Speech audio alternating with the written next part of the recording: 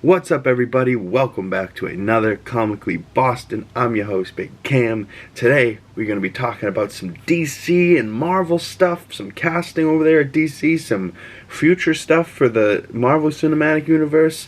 So we'll get into that. Also, over the last weekend and week was Thanksgiving. I hope you guys all had a great Thanksgiving. Me, personally, I spent it with my grandparents, and it was a great time. I had a nice bird. My mother and sister went away for Thanksgiving down to Florida to visit my Nana and Papa, and they came back. Had to pick them up at like 1 in the morning. That was fun. Easier than the drop-off. They had me drop them off last Monday before I filmed Comically Boston last week at 4:30 in the morning, and that was not fun, but this week should be a little bit better. But let's get into it. Let's talk DC news. Nicholas Hoult, aka Beast, aka the man from Renfield, also was in The Menu. He's a good actor. He's been in quite a few things. He was also, what is his name? Nuck from Mad Max Fury Road. He's Witness Me! He's bald in that, you know, so if you want to know what he's going to look like bald, go watch that movie, and then you'll know why maybe he was cast for Lex Luthor, across from David Cornsweet, which should be good casting because Nicholas Hoult had missed out because of David Cornsweet. He had lost the role of Superman. Because of Robert Pattinson, he had lost the role of Batman, so he's been like second place for a lot of these roles. And that's kind of what Lex Luthor is as a character. He's kind of always mad that he's second place to Superman. So why not get the guy that was actually second place to Superman in James Gunn's Superman Legacy? Also casting for that movie, Sarah Sampio has been cast as Eve Taskmaster, almost like Taskmaster, but they couldn't be Marvel, so they made it a little bit different. Either way, they were like, oh, what does she do? She does tasks for Lex Luthor. Let's make her last name Taskmaster. Bad name in the comic books, but either way, she's going to be playing Lex Luthor's right-hand girlfriend, helper, assistant, and she's pretty beautiful, so another great casting for him. And then they also cast Superman's best friend, Jimmy Olsen, from the comic books. If you've been watching the animated TV show Superman, My Adventures with Superman, Jimmy Olsen in that show's hilarious. And that show's actually really good, so go check that out. That's over on Max right now, first season. But cast in the role is this young man. I'm sorry, I don't remember his name. I believe it's Skylar something. And he just looks like the perfect Jimmy Olsen. He's got like these natural freckles. He's got this perma kid face. He's got to be older, but I remember him when he was young, doing like Air Bud movies, and he was like a child actor for sure. And now he's probably, what, 18, 20, maybe 22, and now he's grown up but still has kid face. And so, yeah, I feel like he's going to have that Labrador Retriever energy that Jimmy Olsen has in the comics and in the animated show. But him and Superman are best buds, so can't wait to see that. I think him and David Cornsweet will bounce off of each other nice, but really from that movie, I'm looking forward to seeing Rachel Brosnahan and David Cornsweet bounce off of each other between Lois and Clark. But also just to see those characters underneath James Gunn's mind. That man's an evil genius, so I don't know. Maybe that movie will be completely not what we expect, or it will just be a beautiful film with heartfelt storytelling. Because, you know, if you haven't seen Guardians of the Galaxy Volume 3, James Gunn can make a really heartfelt movie. But if you haven't seen Peacemaker Season 1, he can also make some funny, raunchy shit too. So, you know, he's capable of whatever he wants to do. And I kind of like that. You know, he's able to do whatever he wants, and no one can corner him into, or, you know, back him into a corner and make him do something that he doesn't want to do, which I love. But coming up this December for DC, we have Aquaman and the Lost Kingdom coming out, and we had some new posters drop with Yahya Abdul-Mateen. I think I said that right. He's playing Manta. I think it's Manta, which he had supposedly, maybe, possibly died in the first one. So now he's back. He's got this big scar over his face. He's got the black trident, and his poster says Avenge. And then there is Orm, Aquaman's brother, Patrick Wilson, I believe his name is, with Redeem over his face, and that's a nice little poster for him. And then we have, of course, Jason Momoa's Aquaman with Protect over his face, and I just love the way that Momoa looks in the role of Aquaman. Like, he just captures Aquaman, but also the coolness. Like Aquaman from the comics was a big nerd. Like, he never had this cool looking suit, and you know, in live action they made him look badass, and I love it. I love to see that for him.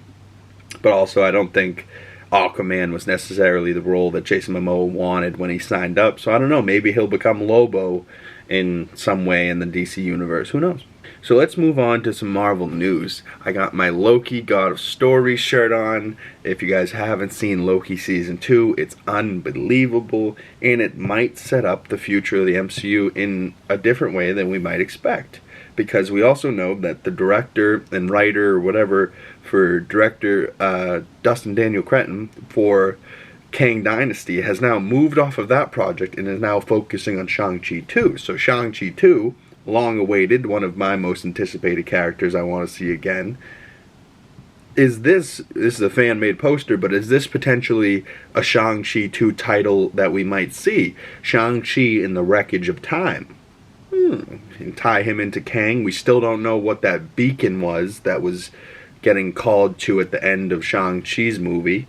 You know, we just saw Carol Danvers. She was in that post-credit scene. We've seen Mark Ruffalo in She-Hulk. We've seen Wong in She-Hulk. So the only person we haven't seen from that post-credit scene was Awkwafina and Simu Liu as Shang-Chi and Katie. You know, so I want them back. But we do know a couple things are coming out. But maybe is this, if we're not getting Kang Dynasty, maybe is this where we're heading in a possible alternate Avengers movie? Or, you know, scrap Kang Dynasty, do this one, or maybe make this one and Secret Wars kind of tie into each other. But maybe they could do an Avengers versus X-Men, you know, bring back all those X-Men that we wanted to see. It looks like they're throwing Namor on that team because he's technically a mutant. I guess they would have to throw Kamala on that team because she's technically a mutant. But imagine this team, like, with all the old, you know, with Halle Berry and having Deadpool on this team, and Hugh Jackman and Beast, Rogue, Cyclops, you know, Olivia Munn's character. You know, there's a ton of them over there. And then obviously we have our Avengers: Thor, Hawkeye, Black Panther, Spidey, Scarlet Witch, Hulk, Falcon, Black Widow, Ant-Man, Captain Marvel, Iron Man, Cap, Doctor Strange. You know, like, that's a badass team too. So if we saw Avengers versus X-Men, would that be the move? Would you guys want to see that? I think it would be a crazy movie, especially if it happens, and then with the end of that movie, it kind of kills off the X-Men universe, the old one, and kind of starts a new one in the MCU. Or, you know, maybe just kills off all these old characters and the new ones come falling out of it and into the future. I don't know. That would work for me, I guess. But we know for sure we're getting What If Season 2 in 2023. We're getting that in just a few weeks in December, right before Christmas. And then at the start of the year, we're getting Echo dropping all at once, January 10th of 2024. Early 2024, we should be getting X-Men 97, the animated show. Then fall of 2024, hopefully around Halloween time, because I love when Marvel does the holiday stuff, we get Agatha Darkhold Diaries, which we'll talk more about in a second. But, next year, if that show comes out, that show I think is going to be so good. And then in November of 24, we're apparently supposed to get Freshman Year Spider-Man, an animated show that's supposed to show the freshman year of Tom Holland's character, I believe. Unless this is a completely different Spidey, but I believe it is the first Tom Holland one. But Agatha Darkhold Diaries just came out, and I don't know if it was leaked or if it was footage that was supposed to be leaked, or if it was from the WandaVision Steelbook box set that just came out. There was like special features with Jack Schaefer, the writer, director. She's a great, doing whatever she's doing a great job over there. And you know, you keep hearing that name, Jack Schaefer, and every time I heard it I thought it was G-A-C-K, like Jack, like a man, but no, it's probably Jacqueline. She goes by Jack, G-A-C. But Jack Schaefer, she's doing a great job over there, and Miss Agatha. is in a suit that we see, and I just saw this picture floating around Twitter, and I love it, because I 100% agree. I love when the women in Marvel do business suits, whether it's Agatha in her suit, Tessa Thompson, Valkyrie in her suit, Emily Bandcamp as Power Broker in her suit, Tatiana Maslany as She-Hulk in her suit, and then, of course, Haley Steinfeld as Kate Bishop in her black-on-black John Wick suit. I absolutely love Haley Steinfeld, especially as Kate Bishop. I just rewatched Hawkeye all in one sitting the other day, and I almost want to do it again. Like, I love that it's holiday themed. I love that it's in New York. I love that it's ground level. We got the tracksuit guys. We have Kingpin, Echo. You know, like, there's things that show adds, but also just kind of tells a story that's just fun, but holiday themed. Like, it's awesome. And we introduce ourselves to this character, and she's wearing a John Wick suit, and she looks badass in it, and I absolutely love it. I would love to see maybe Haley Steinfeld's Kate Bishop date Kamala Khan. That'd be kind of fun. The images I'm about to show are some spoilers for the footage that got dropped for Agatha Darkhold Diaries, so if you don't want to see it, it's Graham. But if you do want to see it, here's a picture of Agatha looking deep into camera with a smile. She kind of looks so evil, such an evil little lady. But here's an image of them walking through what looks like the volume in the background, you know, casting the light, so maybe the sky will look differently once it's fully shot, but we can see the camera here, so this is clearly a behind the scenes set. But who are they with? They got 2 people in the back, 2 people in the middle, and then they got Agatha and then an older man. But who is this guy? Joe something is this guy standing next to her. I have no idea who he is, but what is his role? It's been like talked about, but nobody really knows who he is. Is he maybe Wanda's son aged up, or is this the bunny rabbit that she was carrying around in WandaVision? Is this Agatha's son? Who knows? I can't wait to find out. But then we also have this shot of she's like reaching forward with this lady with a purse in the background. Then we have this other shot back in the forest of them walking. 1, 2, 3, 4, 5, 6 people all walking. We don't really know who any of them are. One of the people is barefoot, poor person. It looks like they're walking on rocks. Jesus. But none of those people look like Aubrey Plaza, rumored to be in the show. I wonder who she'll be. This one's super interesting to me. On the left there in the red, that's Jack Schaefer.